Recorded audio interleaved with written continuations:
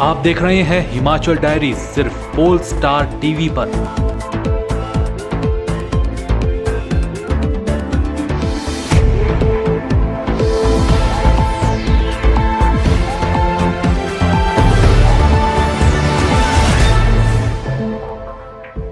Himachal diaries के प्रायोजक हैं RK hospital Hamirpur, service with quality.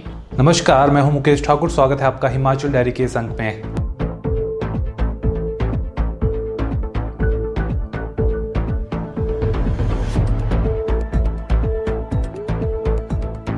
Bilaspur में डॉक्टरों की कमी से खफा लोग अब गुस्से में हैं। लोगों का यह गुस्सा शिमला में स्वास्थ्य मंत्री के आवास के बाहर भी देखने को मिला। गुरुवार को बिलासपुर जिला से शिमला पहुंचे करीब 2 दर्जन लोग स्वास्थ्य मंत्री कौल सिंह ठाकुर के घर के बाहर अनशन पर बैठ गए हैं। जी हां, आमरण अनशन पर ये लोग बैठ गए हैं और इनकी मांग है कि जब तक बिलासपुर हॉस्पिटल में डॉक्टर्स की तैनाती नहीं होती है तब तक उनका यह अनशन जारी रहेगा।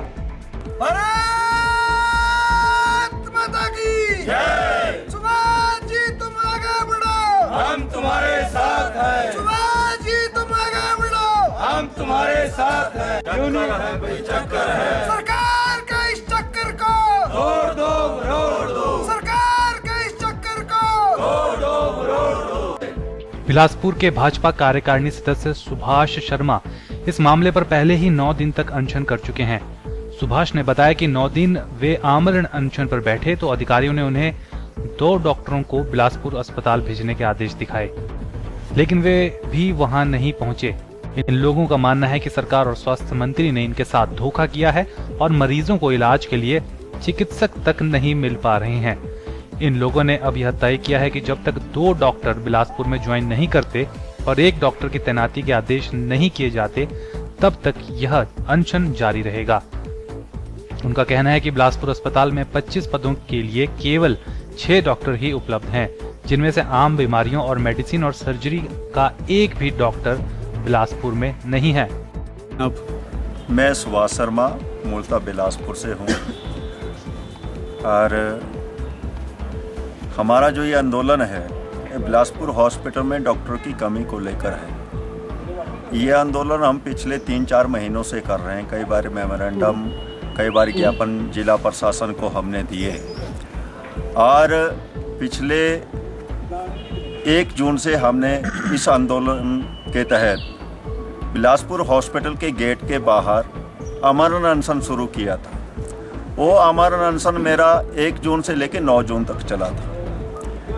बिलासपुर हॉस्पिटल में हालत ये है कि 25 डॉक्टर होने चाहिए जो इनकी पोस्टें हैं और आज की डेट में केवल 14 डॉक्टर हैं। 14 डॉक्टर में कौन से हैं?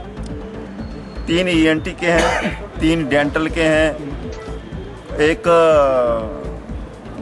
कोई सर्जन नहीं है, कोई MD मेडिसिन नहीं है। यानी रोज़मर्रा की बीमारियों के लिए जो लोग बाहर से आते हैं दिल्ली, पूरे ज़िला का 4 लाख की जनता पे एक रीजनल हॉस्पिटल है। छोटी जगह से भी लोग वहाँ अपना इलाज करवाने के लिए आते हैं। लेकिन बिलासपुर हॉस्पिटल की हालत ये है कि वहाँ जुखाम बुखार के रोगियों को भी वहाँ से रेफर कर दिया जाता है। आज की डेट में बिलासपुर का हॉस्पिटल एक रेफरल हॉस्पिटल बन गया है। रीजनल हॉस्पिटल की अपेक्षा अब रेफरल हॉस्पिटल बन गया है। छोटी बीमारियों के लिए IGMC के लिए भेज दिया जाता है। छोटी बीमारियों के लिए PGI चंडीगढ़ भेज दिया जाता है। जब ये मेरा आमरण अनशन चला तो 9 तारीख को जिला प्रशासन के SDM महोदय हमारे पास आए और 1 डॉक्टर के उन्होंने ऑर्डर हमें दिखाए और कहा कि सोमवार तक 2 डॉक्टर के ऑर्डर और हो जाएंगे और सारे लोग वहाँ ज्वाइन कर जाएंगे। हमने उनको उसके आगे बढ़ के 15 दिन का समय दिया कि आप 15 दिन के अंदर इन डॉक्टरों को बिलासपुर हॉस्पिटल में ज्वाइन करवा दें। लेकिन दुख का विषय ये है, न तो जिला प्रशासन न ही प्रदेश सरकार ने उसके ऊपर कोई संज्ञान लिया। 15 दिन के बाद बीत जाने के बाद हमने दोबारा एक प्रेस कॉन्फ्रेंस की। उसमें कहा यदि 5 जुलाई तक ये डॉक्टर हमारे बिलासपुर हॉस्पिटल में ज्वाइन नहीं करते हैं तो 6 तारीख से मेरा अनशन स्वास्थ्य मंत्री श्री कौल सिंह जी के घर के बाहर शुरू हो जाएगी। उसके बाद भी सरकार अभी तक सोई हुई। वह बिलासपुर में हालत ये है कि प्राइवेट डॉक्टर 200 रुपए की पर्ची ले रहा है। गरीब आदमी जिसके पास 2 वक्त की रोटी नहीं है, वो 200 रुपए की पर्ची कटवा के कैसे अपना स्वास्थ्य का लाभ ले सकता है? तो आज बिलासपुर की जनता रो रही है कि बिलासपुर के लोगों को स्वास्थ्य का लाभ कैसे मिले। इसको लेकर ये हमने आंदोलन आज अनशन यहाँ शुरू किया है और मेरे को ये आशा है कि सरकार जल्दी से जल्दी उन डॉक्टरों को जिनके ऑर्डर 3 डॉक्टरों को उन्होंने किए हैं उनको जल्दी से जल्दी बिलासपुर हॉस्पिटल में ज्वाइन करवाएगी ताकि वहाँ के लोग स्वास्थ्य लाभ ले सकें। स्वास्थ्य सेवाओं के मामले में हिमाचल के लगभग सभी अस्पतालों का यही हाल है। आए दिन हमें हमीरपुर के अस्पताल से भी इस प्रकार की खबरें मिलती रहती हैं कि यहाँ डॉक्टरों की भारी कमी है। Bureau report, Polestar, Shimla. सरकारें समय समय पर कहती हैं कि वे जनता को मूलभूत सुविधाएं देती रहेंगी और जहां यह सुविधाएं नहीं है वहां देने का प्रयास करेंगी, लेकिन होता यह है कि खुद सरकार के ही मंत्री के क्षेत्र में लोग मूलभूत सुविधाओं के लिए तरसने लगते हैं। ताज़ा मामला जन सिंचाई मंत्री विद्या स्टोक्स से जुड़ा हुआ है। उनकी विधानसभा का एक ऐसा क्षेत्र है जहां लोगों को पीने का पानी भी नहीं मिल रहा। अब लोगों ने इसका विरोध करना शुरू कर दिया है। जब खुद सिंचाई और जन स्वास्थ्य मंत्री के विधानसभा क्षेत्र के लोग पीने के पानी के लिए परेशान हो तो आप क्या कहेंगे? जी हाँ, मामला है शिमला जिले के ठियोग उपमंडल की कलीन पंचायत के टीर गांव का। जिस क्षेत्र में पानी की समस्या है वह क्षेत्र सिंचाई और जन स्वास्थ्य मंत्री विद्या स्टोक्स का विधानसभा क्षेत्र है। स्टोक्स इसी हलके में पिछले करीब 5 दशक से राजनीति कर रही हैं, लेकिन उनकी नजर लगता है कभी भी इस क्षेत्र के प्यासे लोगों पर नहीं पड़ी। 20 साल पहले क्यार से कोट टीर और करीब 18 साल पहले थरमला से टीर गांव को पेयजल योजना स्वीकृत हुई थी, लेकिन ये योजनाएं दलितों के इस गांव तक नहीं पहुंच पाई। जन प्रतिनिधियों और विभागीय अफसरों के ढुलमुल रवैये के चलते ये दोनों योजनाएं अधर में लटकी हैं। स्थानीय ग्रामीणों के साथ संत श्री रविदास धर्मसभा ने शिमला में पत्रकार वार्ता के दौरान सरकार की ओर से इस क्षेत्र की अनदेखी का आरोप लगाया। सभा का कहना है कि इस गांव में करीब 150 लोग रहते हैं और ये सभी अनुसूचित जाति से संबंध रखते हैं।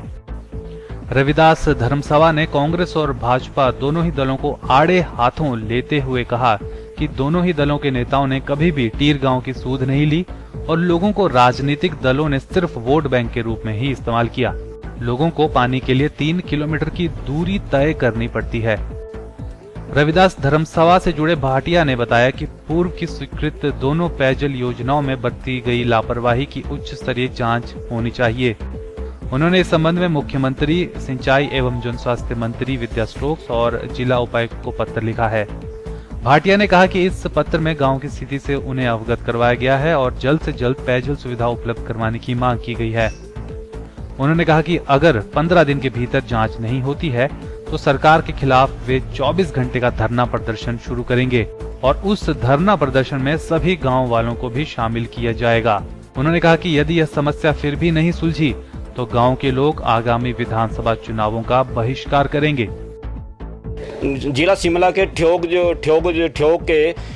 विकास खंड के जो करीन पंचायत है उसके टीर गांव में अनुसूचित जाति का बहुसंख्यक गांव है और उस गांव में आज़ादी के 70 वर्ष होने को हैं, लेकिन आज तक जो है वहाँ पीने के पानी की कोई भी स्कीम नहीं पहुँच पाई है। जबकि स्वास्थ्य मंत्री उस इलाके की हैं, जबकि हमारे वीरभद्र सिंह जी ऊपर के हैं और प्रदेश में कई सरकारें आई कई गई है, लेकिन जो 150 के लोग अनुसूचित जाति के लोग हैं आज जो पीने के पानी की योजनाओं से वंचित है। वहाँ जातीय व्यवस्था के आधार के जो उसके शिकार हैं और उसके तहत जो है कोई योजनाएं वहाँ पहुँच नहीं पाती है। उसमें 20 साल पहले क्यार से कोटी टीर नाम की जो एक योजना जो अनुसूचित जाति के लोगों के लिए बनाई गई थी, लेकिन वो 2 किलोमीटर जो है पीछे भजंती घाटी में रोक दी गई। उसके बाद 18 वर्ष पूर्व कोटखाई से थर्मला नाम की एक योजना टीर के लिए बनाई गई पीने के पानी की, वो भी जो भजंती घाटी में नहीं पहुंच पाई है। तो टोटल जो स्कीमें जो कागजों में चल रही है और जो वहाँ के अनुसूचित जाति के लोग हैं टीर गांव के जो है वो आज भी 2 किलोमीटर दूर से जो है बच्चे और जो महिलाएं हैं वहाँ की पानी भरने को मजबूर हैं। और जो वहाँ पशु जो है पशुओं को तो चलो दूर ले जाते हैं। तो आपके माध्यम से, मैं मीडिया वालों के माध्यम से बताना चाहता हूँ कि इस मामले को लेकर हमने मुख्यमंत्री वीरभद्र सिंह जी को,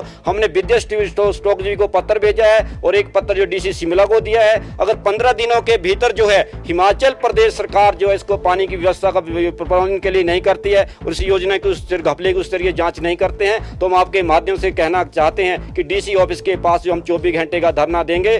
पोल स्टार के लिए शिमला से रमिता सोनी की रिपोर्ट।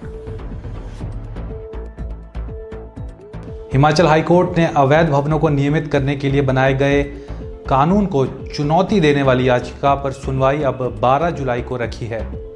शिमला हाईकोर्ट में अवैध भवनों को नियमित करने के लिए बनाए गए संशोधित कानून को चुनौती देने वाली याचिका पर सुनवाई 12 जुलाई के लिए टल गई है। कार्यवाहक मुख्य न्यायाधीश संजय करोल और न्यायाधीश संदीप शर्मा की खंडपीठ ने यह फैसला सुनाया। अभिमन्यु राठौर ने अवैध भवनों को नियमित किए जाने के मामले में हाईकोर्ट में याचिका दायर की है। इस कानून के तहत नियमितीकरण के लिए संबंधित लोगों को 60 दिन का समय देते हुए आवेदन आमंत्रित किए गए। यह समय अधिसूचना के राजपत्र में प्रकाशित होने से शुरू हुआ। आवेदन के साथ 1000 की फीस भी मांगी गई थी। इस कानून के तहत आए आवेदनों का निपटारा 1 साल के भीतर किया जाना है। इसमें जैसा है जहां है वाली नीति को अपनाते हुए नियमितीकरण करने की योजना है। ग्रीन और हेरिटेज क्षेत्रों में इस कानून को लागू नहीं किया गया। जो भवन इस संशोधित कानून के तहत भी नियमितीकरण के लिए पात्र नहीं होंगे, उनके बिजली और पानी के कनेक्शन काटने और उन्हें गिराने का प्रावधान भी इस बिल में बनाया गया था। नियमितीकरण फीस भी 400 से 1000 रुपए प्रति वर्ग मीटर निर्धारित की गई है। मामले पर अगली सुनवाई 12 जुलाई को होनी है। केंद्र सरकार द्वारा शुरू की गई उज्ज्वला योजना के तहत शिमला में 37 महिलाओं को 990 रुपए में एलपीजी का स्टोव दिया गया। देश में इस योजना की शुरुआत प्रधानमंत्री नरेंद्र मोदी ने 1 मई 2016 के दिन की थी। इस योजना का उद्देश्य है गरीब महिलाओं को सस्ते में चूल्हे देना, यानी एलपीजी के चूल्हे देना, ताकि जो चूल्हे इस वक्त इस्तेमाल किए जाते हैं उनसे जो धुआं निकलता है, उस धुएं से इन महिलाओं की सेहत खराब ना हो। इस योजना के तहत बीपीएल में आने वाली महिलाओं को टारगेट किया गया है और उन्हें सहूलियत देने के वास्ते उन्हें सिर्फ 990 रुपए में गैस के चूल्हे वितरित किए जा रहे हैं। कश्यप जी का स्वागत है। कश्यप जी अब आगे बढ़ो, हम तुम्हारे साथ हैं। कश्यप जी का जय श्री राम, जय श्री राम, जय श्री राम। कश्यप जी का जय श्री राम। केंद्र की भाजपा सरकार ने एक योजना शुरू की थी जिसका नाम था उज्ज्वला। इस योजना के तहत 990 रुपए में एलपीजी का स्टोव महिलाओं को मिल रहा है। हिमाचल में केंद्रीय पेट्रोलियम मंत्री धर्मेंद्र प्रधान ने 8 जून को सोलन से इस योजना की शुरुआत की थी। इसी कड़ी को आगे बढ़ाते हुए शिमला के सांसद वीरेंद्र कश्यप ने शिमला के नेहरा गांव में 37 महिलाओं को गैस कनेक्शन बांटे। शिमला सांसद वीरेंद्र कश्यप ने कहा कि केंद्र सरकार अभी तक करीब 2 करोड़ 25 लाख महिलाओं को इस योजना के तहत लाभान्वित कर चुकी है।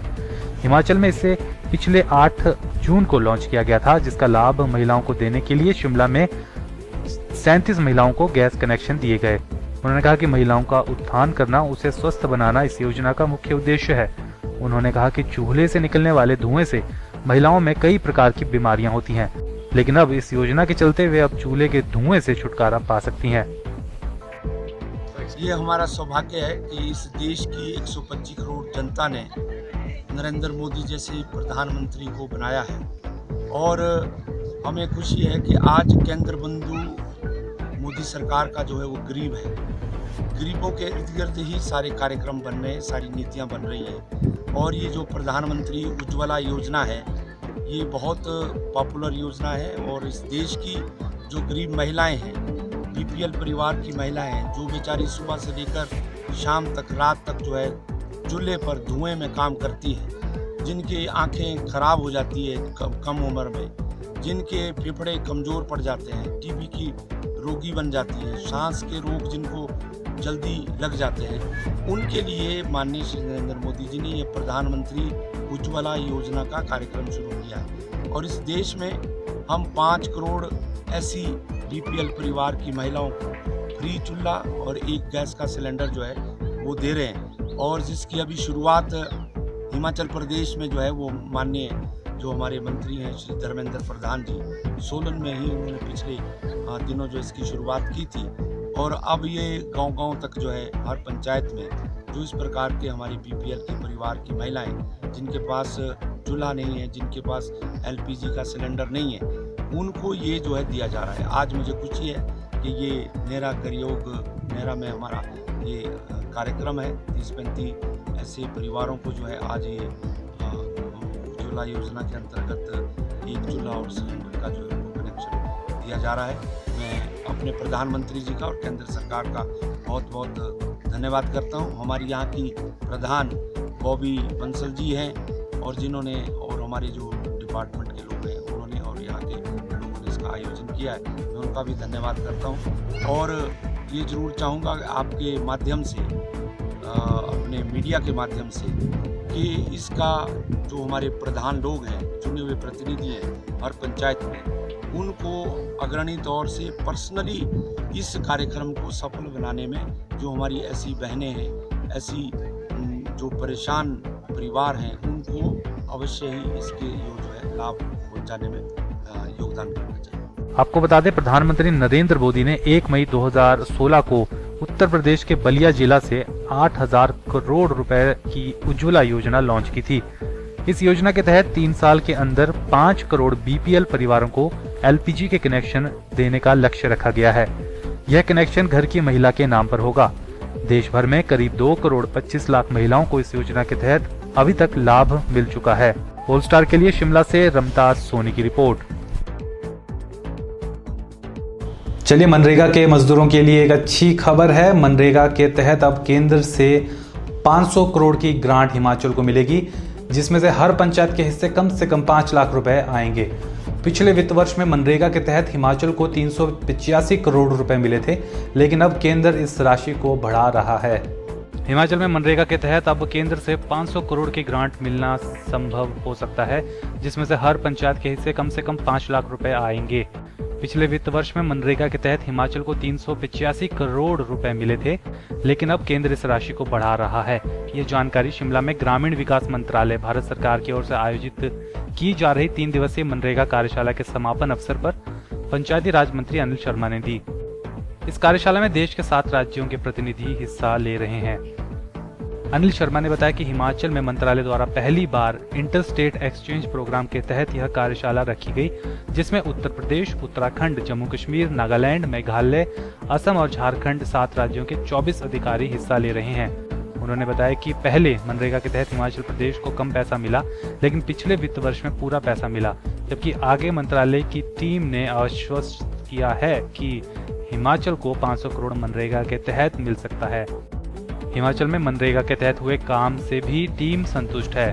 उन्होंने बताया कि जो मांग केंद्र से हिमाचल ने की है, उसमें से अधिकतर को मान लिया गया है। अनिल शर्मा ने बताया कि हिमाचल के लिए सबसे अच्छी बात यह है कि हिमाचल के पर्यटन को भी अब मनरेगा के साथ जोड़ने की सहमति मिल गई है, जो हिमाचल के पर्यटन को बढ़ावा देने के लिए मील का पत्थर साबित होगी। उसके ऊपर उन्हें कहा है कि मनरेगा के अंदर बहुत काम हुआ है और इसका प्रभाव माननीय मुख्यमंत्री जी के मार्गदर्शन में मैं कह सकता हूं कि हमारे डिपार्टमेंट बहुत अच्छा काम किया है और लगभग 385 करोड़ रुपया हमें पिछले साल जो है केंद्र से प्राप्त हुआ था। अभी चर्चा पे ये बात भी चल रही है कि जितना पैसा चाहिए उस पैसे को जो है इसको हिमाचल सरकार को जो है उपलब्ध करा दिया जाएगा। लगभग 500 करोड़ तक जो पैसा यदि चाहते हैं, और इन्होंने कहा कि कन्वर्जेंस के ऊपर भी बहुत काम किया जाए। और चर्चा भी आज इस बात की चर्चा भी चल रही है कि लगभग पंचायत जो हमारे पंचायत घर जो हमारे इंफ्रास्ट्रक्चर्स हैं उसको भी फंडिंग हमारे पास लगभग 4 करोड़ रुपए उपलब्ध तो प्रदेश सरकार में है, परंतु फिर भी इनका ये कहना है कि इसमें हम अलग से पैसा देने का भी हम हिमाचल सरकार को लगभग 5 लाख प्रति पंचायत देने का भी हम विचार करेंगे। तो ये भी हमारे लिए बहुत बड़ी बात है। और एक बात मैंने उनसे ये भी हम कह रहे हैं कि हमारे फॉरेस्ट फायर जो होता है, आपने देखा कि गर्मियों में जो है हमारे चील के पत्तियों की वजह से जो है बहुत बड़ा नुकसान जो है हमारे जंगलों में होता है। तो इसके ऊपर भी हमने इनसे चर्चा की है और ये भी इस बात को राजी हुए हैं। इनसे जब मैंने आज बात की है तो ये कह रहे हैं कि हमारे टूरिज्म के ऊपर और बढ़ावा देने के लिए भी मनरेगा के माध्यम से काम किया जा सकता है। इंटर स्टेट एक्सचेंज प्रोग्राम का मकसद मनरेगा के अंतर्गत किए जा रहे कामों का निरीक्षण, मनरेगा कामगारों से बातचीत, पंचायती राज प्रतिनिधियों से चर्चा, इसके अलावा सरकार मनरेगा को संचालित करने के लिए क्या कर रही है, इस पर अध्ययन करना है कि मनरेगा में निहित कमियों को सुधारा जा सके। 7 राज्यों से आए प्रतिनिधियों के 2 दल जिला ऊना, हमीरपुर, मंडी और शिमला में गए, जबकि संयुक्त सचिव अपराजिता सारंगी ने जिला कुल्लू, मंडी एवं बिलासपुर में मनरेगा कार्यों का जायजा लिया, जिसमें हिमाचल में मनरेगा के तहत हुए कार्यों को अन्य राज्यों के मुकाबले बेहतर आंका गया।